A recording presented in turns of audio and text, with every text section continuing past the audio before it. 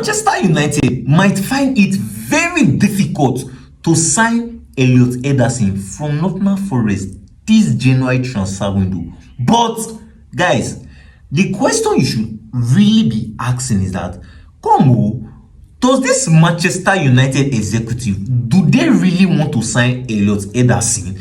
But guys, the best thing you can do now is try your best and watch this video to the ending, because I'll be giving you the full gist, the full tease on this Elliott Ederson's case. Now, earlier this week, I made a video talking about Elliott Ederson moving to Manchester United, saying that if United can act fast, it will really be an easy deal for Manchester United. But currently now, you see Manchester United, they have had a meeting. They have called Amorim, called Wickos, called Viviel, called all of them together, and they've had a meeting that what is our strategy for this January transfer window?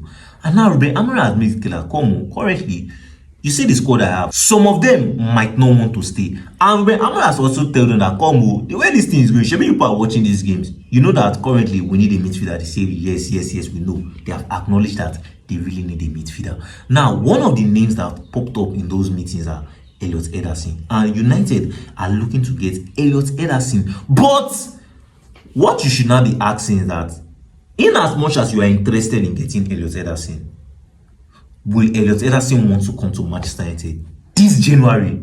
That's the question you should be asking, because United need to get a midfielder this January if there's any chance for them to qualify for the Champions League or even play in Europe next season. But the question now is that, would Elliott Ederson join Manchester United this January? Now, for my own opinion, that's a big no. Now, let me explain to you. Now, currently, the next year we are entering, which is 2026, that's a World Cup year. And now, everybody wants to play in the World Cup.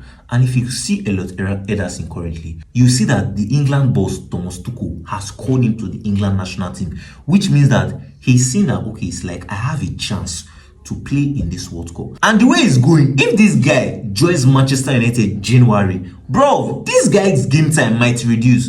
Because currently, if you look at this guy in Nottingham Forest this season has played a total of 14 games.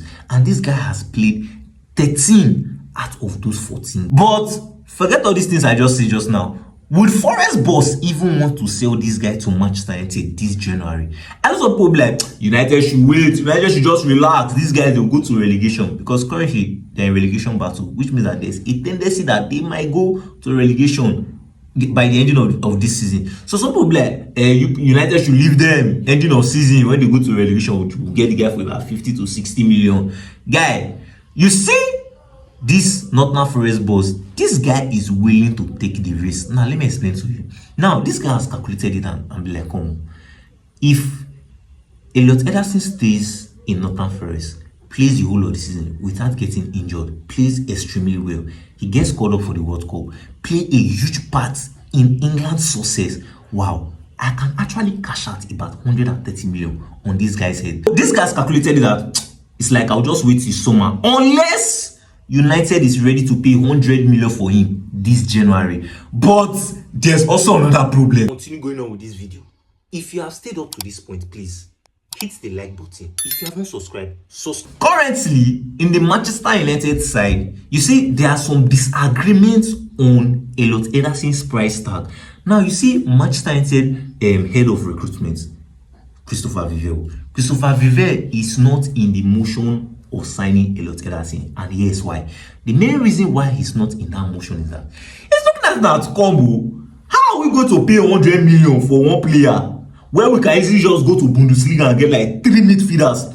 Because he knows that currently Manchester United need a lot of squad depth, and we cannot be spending 100 million for one player. Now, he's right, but he's also wrong. Now, let me explain to you. Now, you see Christopher Vivel, he's wrong in the sense that currently, who are the people performing for Manchester United, which is the new signing?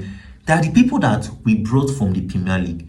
And I've said this thing before that, currently, Manchester United need Premier League proven players. Those are the people currently performing, the likes of Kuna, the likes of Mbuemo. Is it Sesko? Sesko is still trying to adapt. But once you bring in Premier League proven player, what happens? Instantly hits the ground running. But I also still have doubt from players that are coming from the Bundesliga, because it has shown that, you see, players coming from that league, they can like hardly adapt to the physicality of the Premier League. And currently, we are not buying you to come and be a bench player. We are buying you to be among the core member of our first team. And to form this core, we need people that are physical, that are already used to this league. But Vivian is also right, because you can say Premier League proven, Premier League proven, Premier League proven. Look at Isak. What is Isak currently doing